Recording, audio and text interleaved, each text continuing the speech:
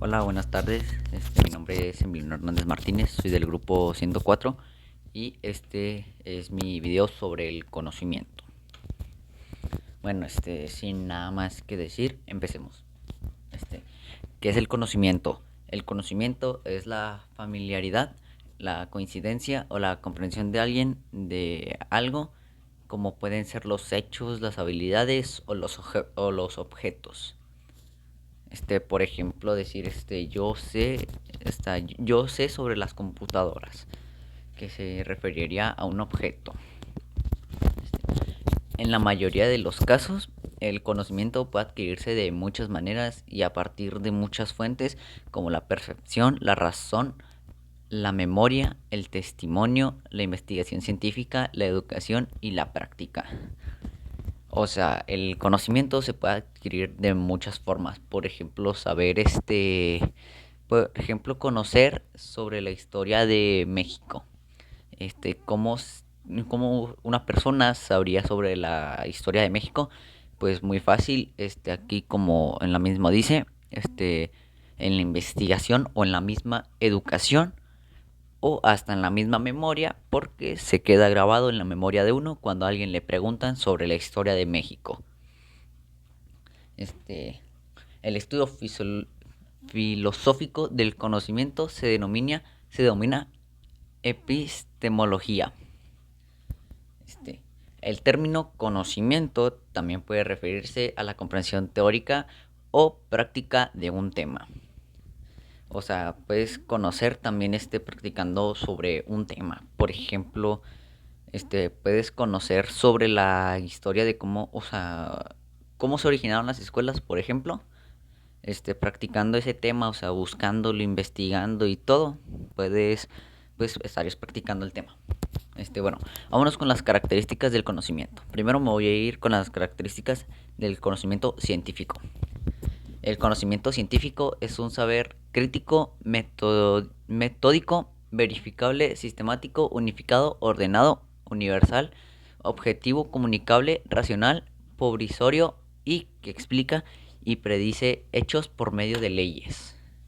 Ahí ya yo creo que con lo que dije quedó demasiado claro, pero por si alguien no entendió, las características es que, por ejemplo, cuando alguien te dice sobre un conocimiento de algo científico, te muestra en pocas palabras evidencias sobre ello. Bueno, ahora si nos vamos con el normal, una de sus características es presentar de elementos fundamentales, establecer una correlación entre el sujeto y el objeto. Se puede también, entre las características, transmitirse y expresarse por medio del lenguaje. Otra también es basarse en la realidad. Y por último, hacer uso del pensamiento. Es de las características del conocimiento así normal, o sea, en general de todo. ¿Qué sentido se le puede dar a la palabra conocimiento? El conocimiento es un proceso que inicia de los sentidos, o sea, al iniciar de los sentidos, en pocas palabras, ahí ya le vas dando un sentido, o sea, porque el conocimiento sin sentidos no, pues, en sí no tendría sentido ese conocimiento. Eh, es un poquito más complicado que la verdad yo tampoco entendí muy bien ese tema que digamos en esa parte. Vámonos con elementos del conocimiento. Primero que nada son tres. Primero es la creencia. ¿A qué me refiero con la creencia? O sea, que tú tienes que creer y estar convencido en algo como verdadero. O sea, es el primer paso para que se establezca el conocimiento. Porque si tú no crees en ese conocimiento, pues, no, pues por parte tuya, el conocimiento no es verdadero por tu parte. Así como creer que, por ejemplo, París es la capital de Francia y no estar convencido de ello no tendría sentido. Sin embargo, puede haber creencias verdaderas y creencias falsas. Por ejemplo, un ejemplo muy conocido como los de las religiones no son creencias y, por ejemplo, nosotros no sabemos si son verdaderas o falsas y probablemente nunca lo sepamos. La segunda es la verdad.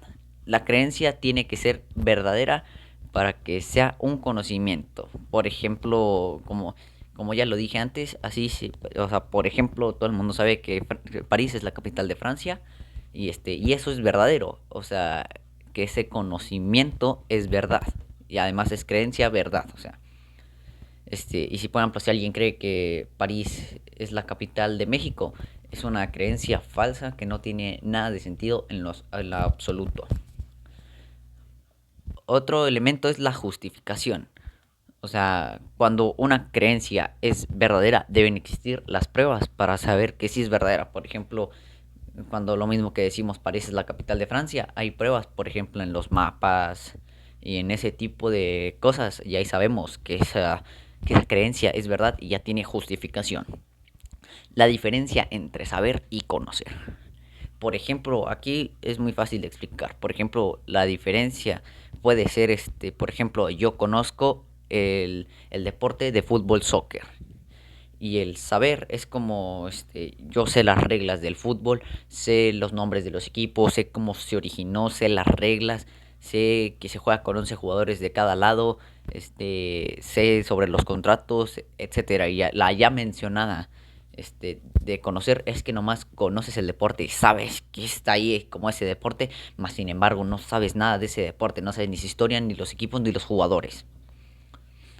Este, o sea, ya para resumirlo, por si no les quedó muy claro, el ejemplo es yo conozco a tal persona. Y lo, por ejemplo, el saber es eh, él sabe como 5 idiomas, esa tal persona. O sea, ahí esa persona sabe 5 idiomas y tú la conoces nomás. Diferencias entre el empirismo, el racionalismo e idealismo. Primero, para saber las diferencias entre cada una hay que saber qué significa. Empecemos con el empirismo. El empirismo es una teoría filosófica que enfatiza el papel de la experiencia y la evidencia, especialmente la percepción sensorial en la formación de ideas y adquisición del conocimiento sobre la noción de las ideas innatas o tradición. El racionalismo. El racionalismo es una corriente filosófica que acentúa el papel de la razón en la adquisición del conocimiento. Contrasta con el empirismo, que resalta el papel de la experiencia sobre todo el sentido de la percepción. El racionalismo se desarrolló en Europa continental durante los siglos XVII y XVIII. Ahora, el idealismo. El idealismo subjetivo o idealismo empírico es la doctrina metafísica monista de que solo existen las mentes o los contenidos mentales. El idealismo subjetivo implica y es generalmente identificado o asociado con el inmaterialismo de Berkeley, según el cual la sustancia material no existe. Ahora sí que ya sabemos el significado de cada una. Los racionalistas afirman que nuestro conocimiento es adquirido por la razón y los conocimientos innatos. Por la otra parte, los empiristas afirman que la experiencia que esto se, o sea, que el conocimiento se agarra de la experiencia sensorial, es la fuente de todas nuestras ideas y conocimientos, en pocas palabras. Y los idealistas piensan que el conocimiento es producto de las ideas para sus impulsores, o sea, para ellos el mundo no existe fuera de la mente, pues lo que existe es una representación subjetiva de él. Y por mi parte ya sería todo. Este es mi video sobre el video del conocimiento. Espero que les guste mucho. Y nada, sin nada más que decir, nos vemos para un siguiente video. Gracias.